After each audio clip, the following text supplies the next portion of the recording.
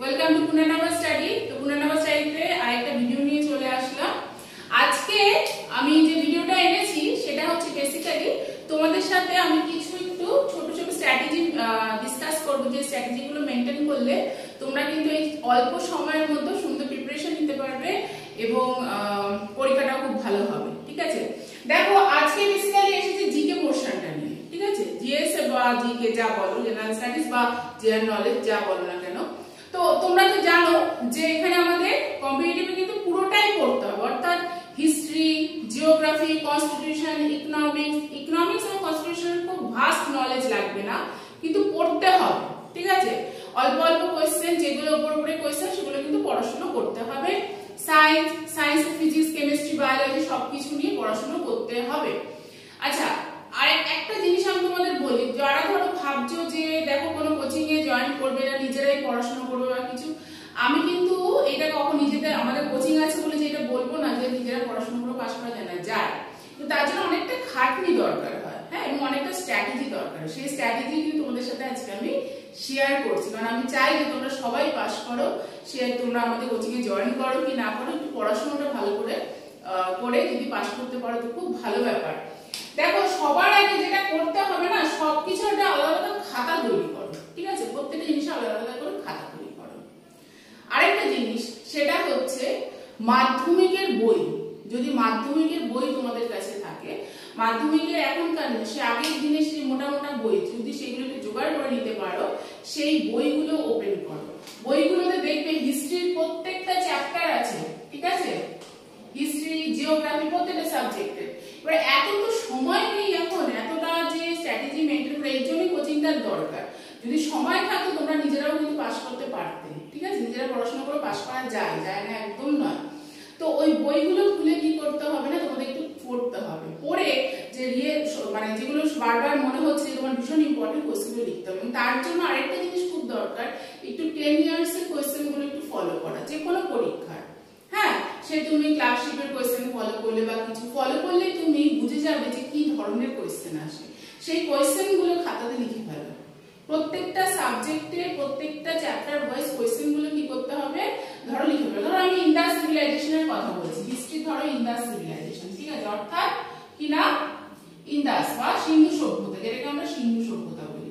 তো সিন্ধু সভ্যতা সম্পর্কে পড়ো। সিন্ধু সভ্যতা পড়ার পরে তোমার দেখবে গ্রুপ সি গ্রুপের জন্য কিন্তু বেসিক্যালি আমি বলছি, হ্যাঁ, কি ধরনের কোয়েশ্চেন, কি না, ধরো সিন্ধু সভ্যতার প্রথম খনন কবে হয়েছিল, কে করেছিল। ঠিক আছে, সিন্ধু সভ্যতার যে সমস্ত নদীগুলো আসে সেই নদীগুলো কোন মানে কোথায় অবস্থিত। ঠিক আছে, এগুলো কিন্তু বইয়ের মধ্যে সব লেখা আছে। এগুলো যদি একটু পড়ো, স্ট্র্যাটেজি মেনটেন করে, কিন্তু এগুলো খাতা তৈরি করা কিন্তু পসিবল। তো সেইগুলো করে করে পড়াশোনা প্রত্যেকটা সাবজেক্টের। এবার ব্যাপারটা হচ্ছে যে এই যে আমি ঘটনাটা বলছি না, এটা একটা টাইম কনজিউমিং, মানে এটা তুমি 6 মাস 7 মাস ধরে করতে, তাহলে কিন্তু খাতাটা খুব সুন্দরভাবে তৈরি হয়ে যেত। কিন্তু এই মাত্র 3 মাস 3.5 মাসের মধ্যে এটা করা একটু টাফ, সেই জন্য কোচিং এর দরকার, যেটা কিনা আমরা তোমাদেরকে সম্পূর্ণ প্রোভাইড করব। হ্যাঁ, এইটুকু সময়ের মধ্যে এত তো পড়া পসিবল নয়, তো কোনটুকু তোমাকে পড়তে হবে, কোনটুকু পড়ে তুমি পাস করতে পারবো, সেটা কিন্তু আমরা সম্পূর্ণ তোমাদের প্রোভাইড করব। শুধু তো ইতিহাস নয়, ভূগোল আছে, বিজ্ঞান আছে, সবকিছু আছে, সবকিছু থেকেই কিন্তু কোয়েশ্চেন আসবে।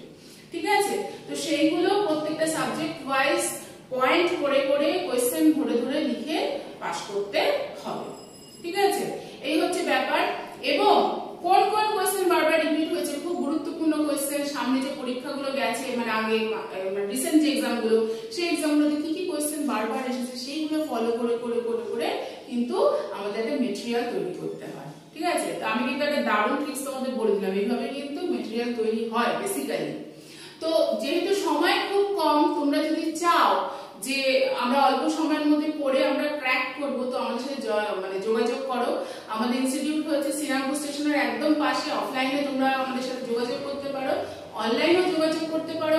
আমাদের ফোন নাম্বার হচ্ছে 6289016656। ঠিক আছে, এটা হচ্ছে আমাদের নাম্বার।